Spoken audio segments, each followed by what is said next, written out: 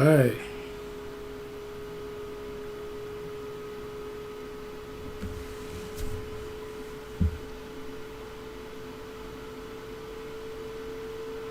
Yay. Yay. The Dune 3 trailer is done. They finished the movie. They finished Dune 3. It'll be out in theaters in December.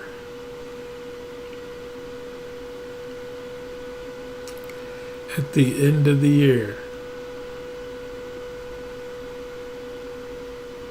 I'm happy. It's gonna be good.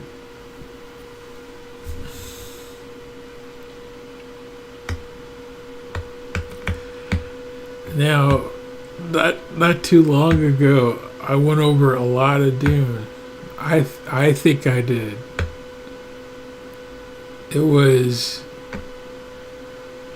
It's 3 to 4 hours of Dune, and just talking about it, and it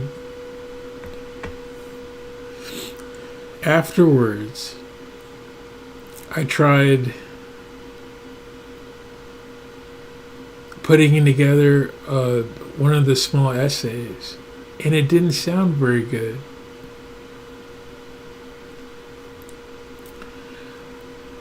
I needed to talk about Dune for about 3 to 4 hours.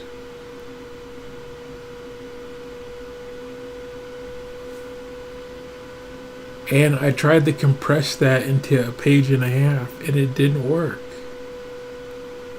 It didn't sound good. So,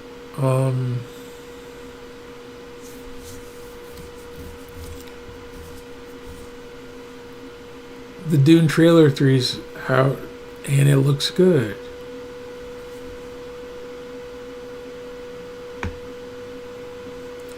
At the same time, I don't have a clue.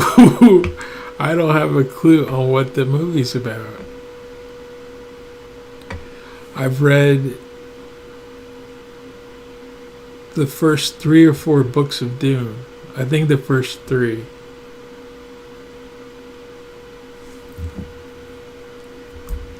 And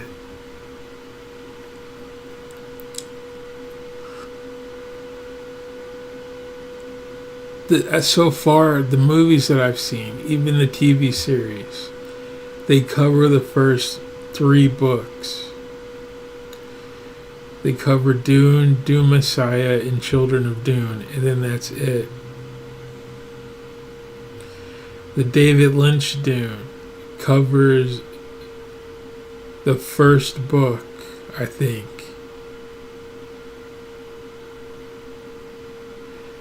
What happens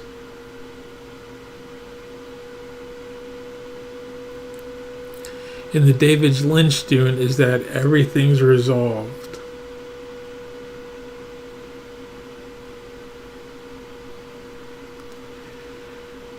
People call the big fault. You know what else? I need to look up if there is a TV series. Because the Baron Harkonnen, I remember his butt floating around a little bit different than in the Lynch series, but it probably wasn't. I think they put it on TV.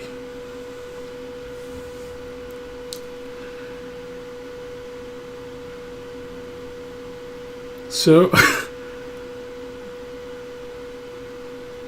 in the Lynch Dune, everything's finished. And people criticize it for being a white savior movie.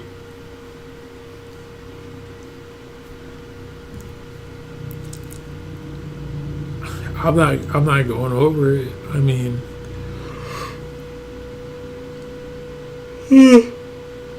it's in those 3 to 4 hours. But what after I watched this trailer, what I saw that was interesting was that I went back and I looked through the cast, and there's a shot in this of the guy leading the army, and you see him put his blade close to someone, and then he falls, and it looks kind of like Vincent Cassell, and I was like, you can't be serious. That's neat. The last time I saw him was Westworld.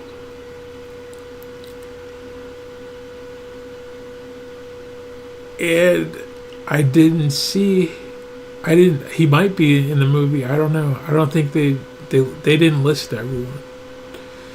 So, but who I did see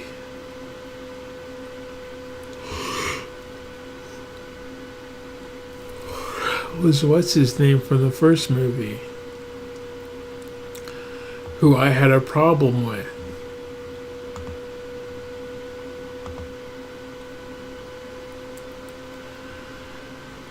He popped up, and I felt as though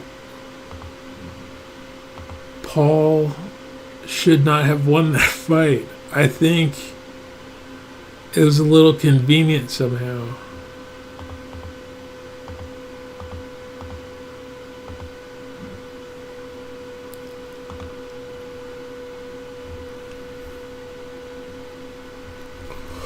It's the idea, is what covers. Wow, look at that. It's what covers the idea of the white savior complex in the story. It doesn't help for Paul's first. This untrained Paul, his first fight is against the Fremen's best fighter, and he wins.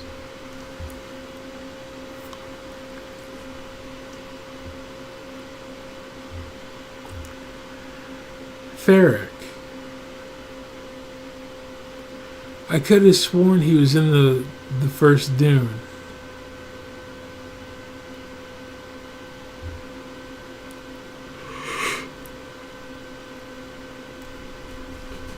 I think that should have gone a little different.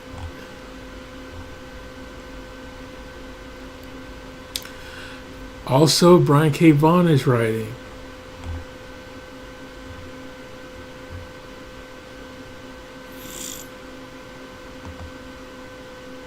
I thought that's a neat. I'm looking right now if he was on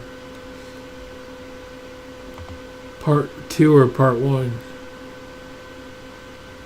No, he wasn't.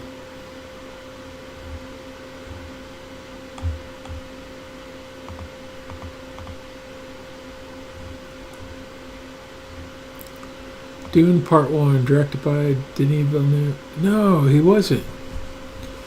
Brian K. Vaughan is helping out in Dune 3. That's really neat. He's comic book people. Why the Last Man Standing?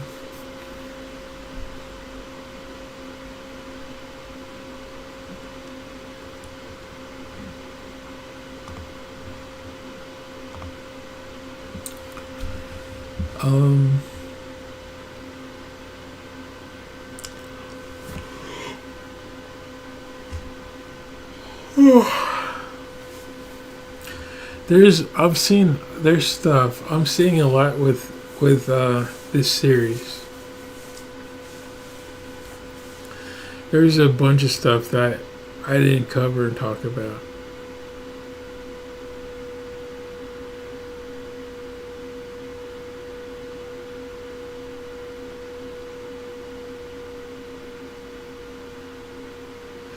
Um, but the trailer looked great. I don't have a clue of what happens in this story, so it'll be fun. The the Lynch version wrapped everything up in a nice bow. Of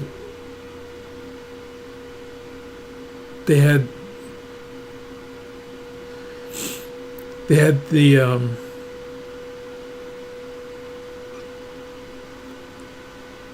yeah, they had the story of where the Emperor shows up. Paul saves Dune. Paul saves Arrakis. And everyone celebrates. And I think going into this, I think that's what everyone suspected.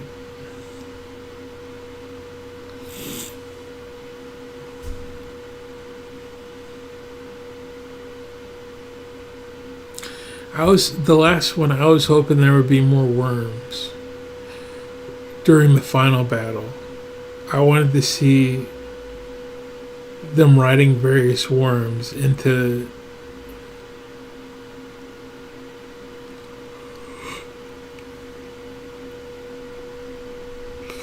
and to take the capital, or I forgot what you call it.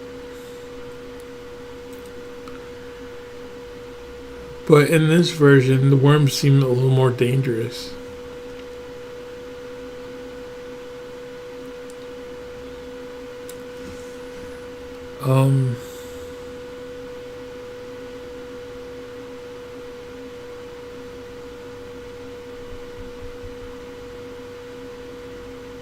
I tried watching the HBO series.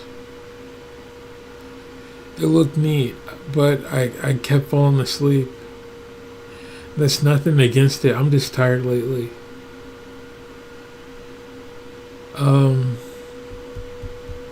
Yeah, I don't have any clue what this trailer shows, that there has to be a time jump. Simply based on the books.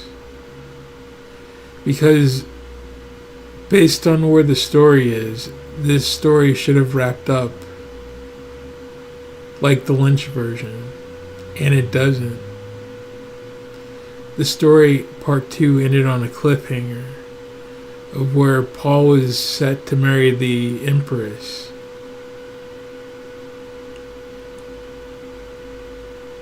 Or the princess. And clearly in this trailer, they're living some sort of happily ever after. So what that means is there's probably a time jump. Plus the fact that Farouk is in this. Farrick is in this, which means there's probably training scenes from the past, or Paul's conscience is troubled.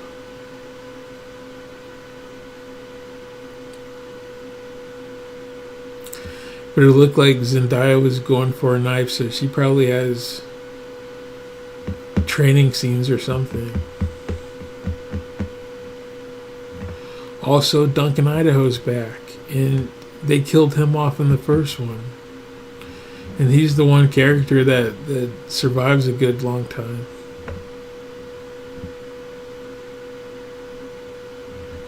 So they must be doing something different. Odds are Paul could be envisioning different timelines.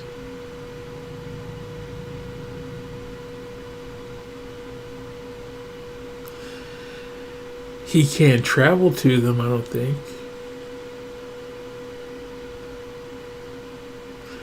But as the Kizak Satarak, he should be able to see every possible outcome, every possible timeline, and pick the most appropriate one. But Paul also states that you can't chase happy.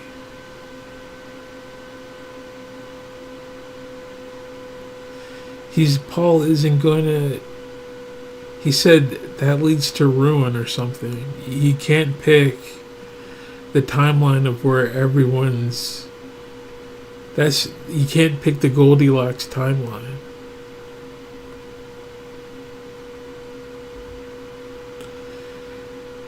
Because I don't know, is Pleasantville or something bad like that starts to happen. It's the Wanted TV show where all of a sudden she's in this fairyland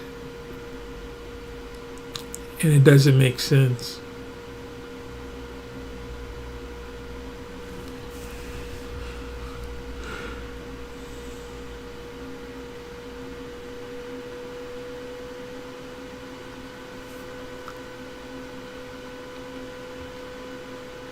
But what I'm looking forward to,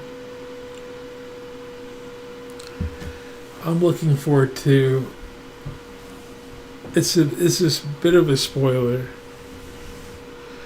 but in the series, Paul has 2 kids, and they're twins, and children of Dune, or it might be Dune Messiah, and Paul's visions take over his priorities. He can't stop trying to figure out what to do with all this knowledge.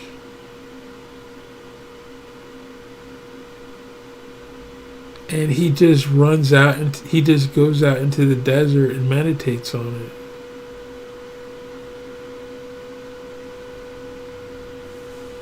He's trying to be emperor and whatnot. And what happens is his 2 children fill the vacuum of his void. He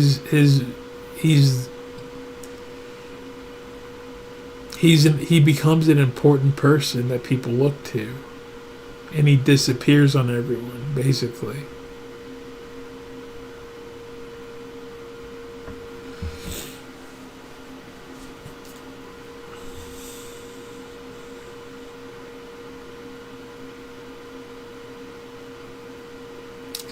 And then a really neat bit of sci-fi happens.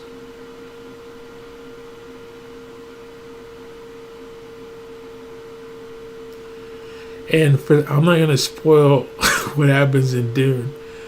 You can just look at book covers and whatnot. But it's a good series. I think part of what makes Dune really good is how intellectual the writing is. It's not just smart folks talking, but it seems like someone who actually learned something in life. It seems like you're sitting down with an elder of some kind, and they have all this desert wisdom about them.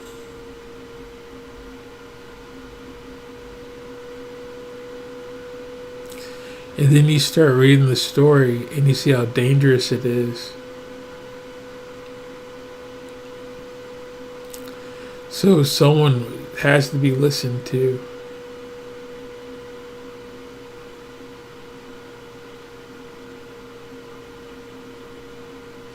It's weird.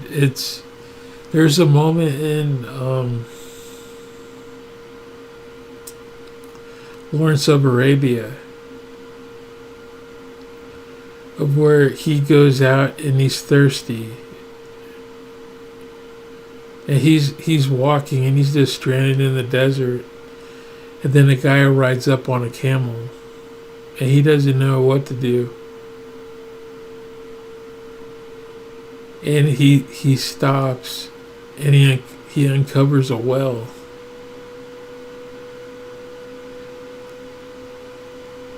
I don't remember if Lawrence was able to see the well or not. But all of a sudden he's saved and he has water to drink. And then the third person starts walking up.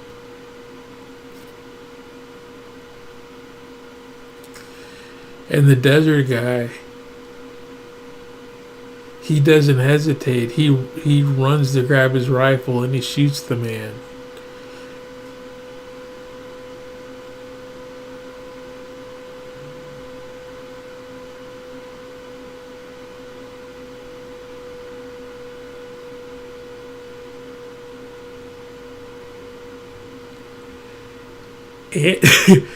And that's it says Dune feels as if that guy that shot that guy wanted to write a fantasy series about all the wisdom that ever was. And it's 5 books long. And then he handed it over to his son, which is very desert. And his son kept writing. And Dune is a long series. I think Dune goes for 7 or 9 books or something.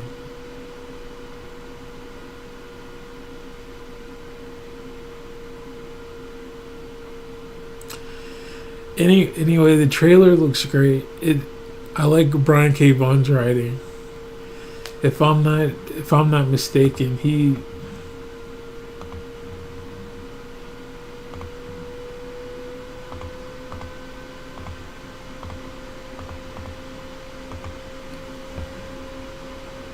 let me look him up.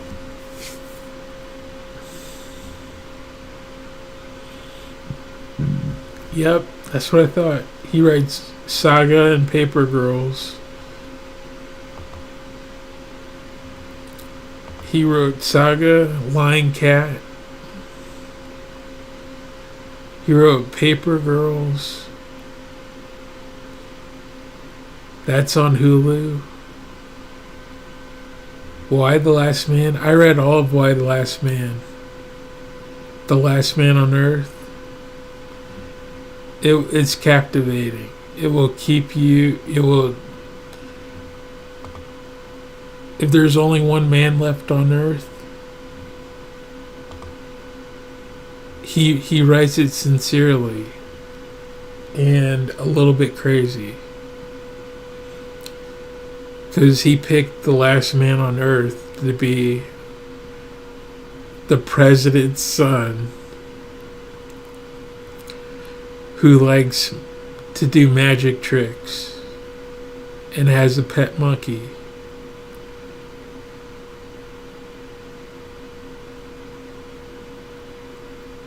Usually those magician folks, they have doves or a rabbit or something. But he was training a monkey to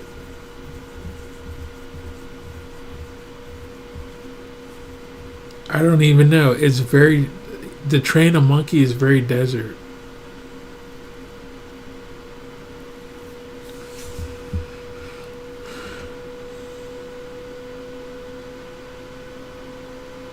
If you're talking magicians, those little spider monkeys, they have like the little, now I'm thinking of Indiana Jones. Sal, I think he ran into one of those, where they have the little red fez hats. Aladdin.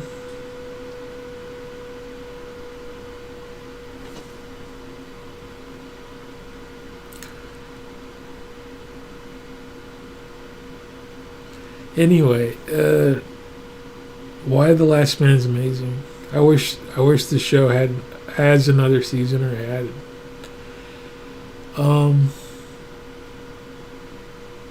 Yeah, this is a giant bit of happy. They finished Dune 3. Batman's in it. I think Batman 3 is no, Batman 4 got greenlit by Jim Lee. No, by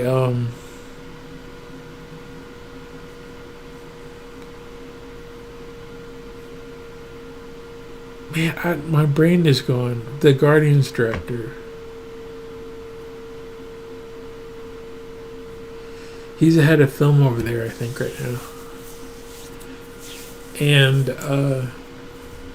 I'm happy for all these folks.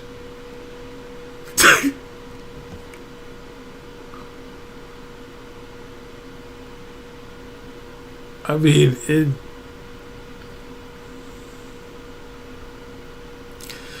when I during Dune 2,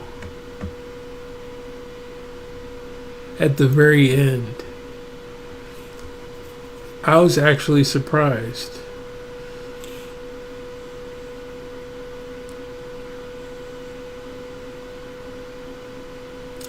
Because I was expecting, I mean, it's well done. I was expecting a grand finale, and the opposite happens. Where they really dial it down to misery of, oh no. Paul challenges the Emperor. He kind of outwits him. And he agrees to marry the Emperor's daughter instead of, what's her name?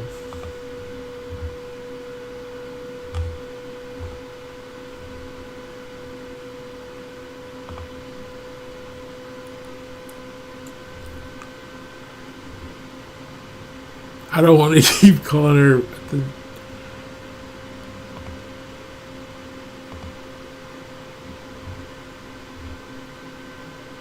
I'm looking at Brian K. Vaughan.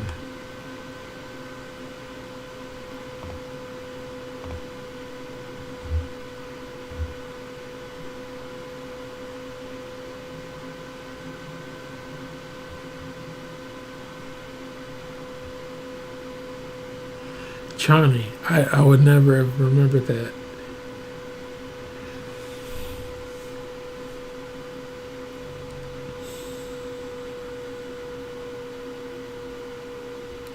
He walks out on Chani, and it doesn't make sense. He made a political play to marry the Empress. I mean, the princess.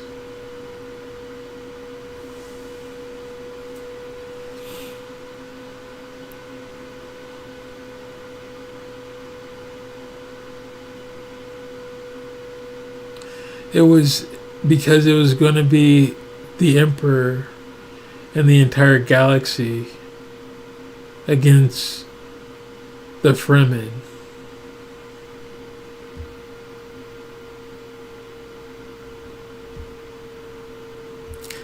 And while the Fremen hold all the spice, which is the currency and powers everything in the galaxy, it could put a crippling halt to everything.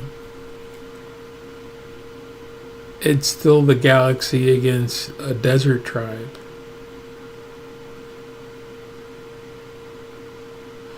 So Paul makes the political decision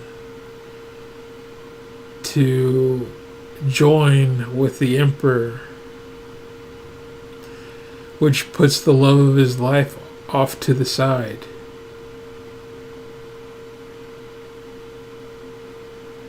And that's how they end the movie. They end the movie with her walking out on the desert sands angry.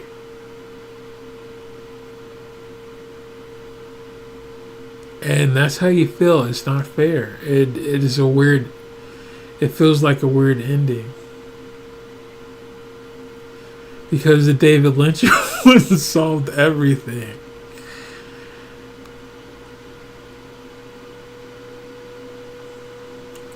So, I guess what he's decided to do is spin a third movie and put more energy into like a Hadouken and send this story off on a high note of where Paul is the Kizak Zadorak and he fixes Arrakis. Somehow, since he's only doing 3 movies, I really don't know. But they say says the title of this is Conclusion. So, I think Denis Villeneuve might be done. But if they only do 3, then they're probably going to end this on a high note.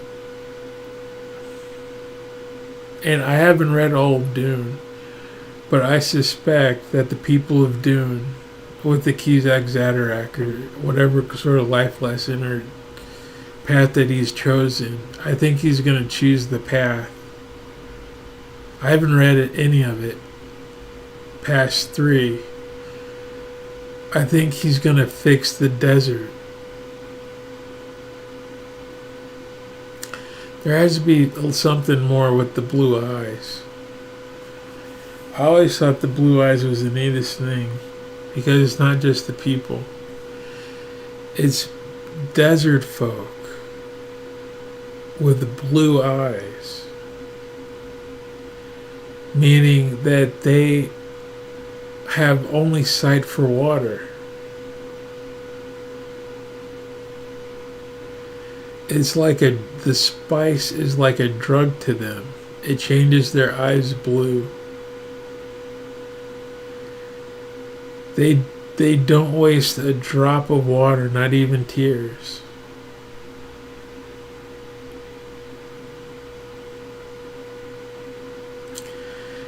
They cremate the moisture of their dead and pour the clean water into a pool. There's all sorts of stuff, weird stuff in Dune that is just dialed up to ridiculous, and he's grounding all of it. But anyway,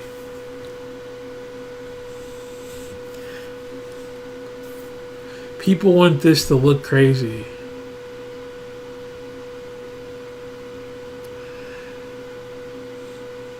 I think he did a good job. I talked longer than I expected to. It looks great.